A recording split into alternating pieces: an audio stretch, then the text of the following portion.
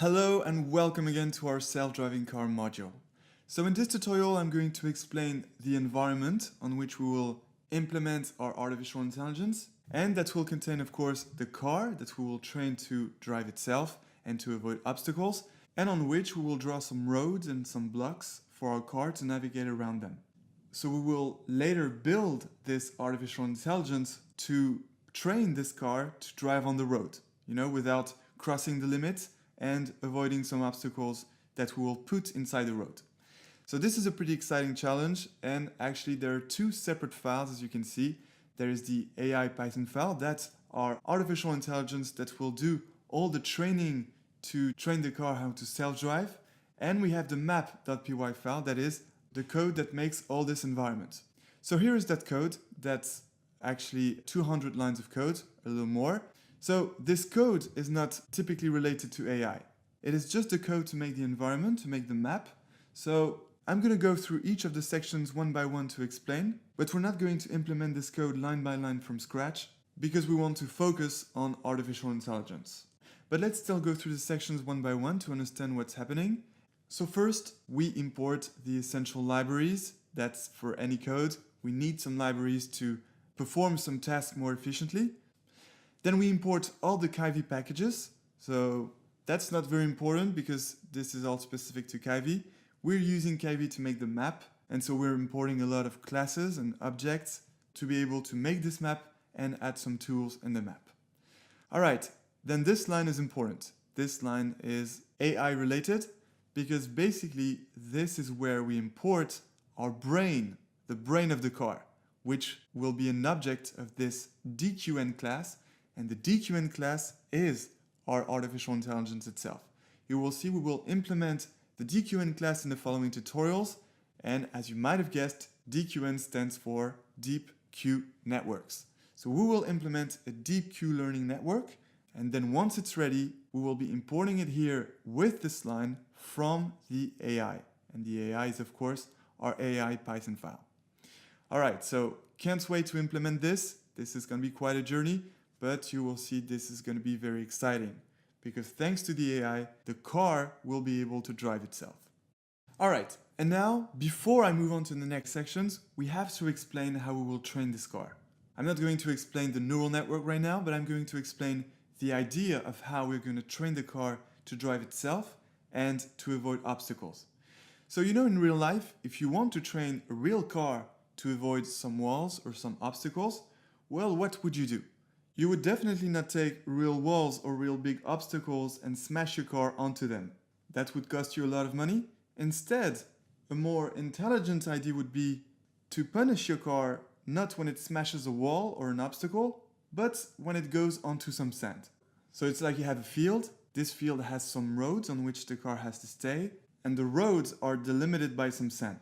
And each time the car goes onto the sand, it's like it's going onto an obstacle, because once the car goes into some sand, it will be slowed down and we will make sure that the car is penalized, is punished for that.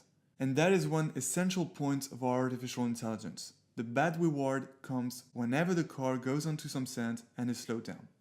Alright, and therefore, here I'm introducing last x and last y, which are the coordinates of the last point in memory when we draw some sand on the map. Alright, and then we get our artificial intelligence, which we call brain, and that contains our neural network, and we will call it brain because this is actually the brain of the car, and that contains our neural network. Alright, so in this line of code, as you can see, I'm creating an object of the DQN class. I will remind what classes and objects are, but brain is the object, DQN is the class, and 5, 3, and 0.9 are the inputs of the class. So that's very simple. 5 corresponds to the states that are encoded vectors of 5 dimensions. We will see what they are, perfectly describing what's happening in the environment on the map. Then 3 is the number of actions. There will be 3 possible actions: go left, go straight, or go right. And 0.9 is the gamma parameter in the Deep Q learning algorithm. Alright, and then we have the action to rotation. So action to rotation is a vector of 3 elements, 0, 20, and minus 20. And so we have to do this because the actions are encoded by 3 numbers, 0, 1, and 2, and that corresponds to the indexes of this action to rotation vector. So for example, if the action that is selected at time t is 0, well, 0 corresponds to the index of this action to rotation vector, and the value of index 0 is 0, and therefore we will go straight. Then, if the action selected is 1, well, 1 corresponds to the index of this action to rotation vector, and the value of this vector that has index 1 is 20. So 20 corresponds to a rotation of 20 degrees, and that means the car will go 20 degrees to the right. And then, if the action selected is 2, well, 2 corresponds to the index 2 of this action to rotation vector, and therefore the car will do a rotation of minus 20 degrees, and therefore it will go to the left.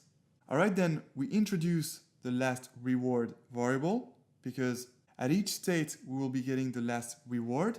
So remember, if the car doesn't go onto some sand, then the reward will be positive, and if the car goes onto some sand, well, it will get a bad reward. And at each time, this variable will contain this reward that it gets at each time t. And then we initialize the scores, which is a vector that will contain the rewards, not all of them, but the rewards onto a sliding window, so that we can make a curve of the mean score of the rewards with respect to time. Alright, then in this code section we initialize the map. So we initialize, for example, the send variable. So that's important. The send variable is actually going to be an array in which the cells will be the pixels of the map.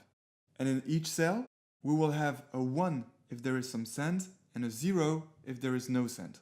At the beginning, we will not be drawing anything, so there will be no sand at all, and therefore all the cells of the sand array will have a 0, so there will be zeros everywhere. And as soon as we draw some sand, well, the cells on which we draw the sand will get a 1. And we initialize the arrays with all the zeros right here. Sand equals np zeros. Then we have this important thing, which is the goal. So the goal is a point in the map which we will train the car to reach. So it's like a destination. So what is this goal going to be? Well, this is going to be the upper left corner of the map. So we will train the car to go to the upper left corner of the map, and then once it reaches the upper left corner of the map, then we will train it to go to the bottom right corner of the map. So we can imagine the following scenario. The upper left corner of the map is the airport of a city, and the bottom right corner of the map is the downtown of the city, and we will train a taxi or Uber to do some round trips between the airport and the downtown. And of course, we will make the task difficult to this taxi by drawing some more and more difficult roads and adding more and more obstacles on the street to see if the taxi can still manage to go from the airport to downtown. So this is going to be fun. And so that's why here I'm setting the coordinates of the first goal, that is the airport, which is at the upper left of the screen. So the map will be like a square like this. And the coordinates of the origin, that is the coordinate 0, 0, is right here. And then larger is this distance here. So the coordinates 20 and larger minus 20 will therefore be right here, the upper left corner of the map. And why did I choose 20 and not 0? Well, that's because we want to train the car not to rush into the walls. We want to train it to avoid the walls as well. And therefore the goal must not be 0 because we don't want the car to touch the wall. We want to touch the goal, so we have to put it right here. And then I'm just introducing the last distance variable, which just gives the current distance from the car to the goal, and that I'm initializing to 0.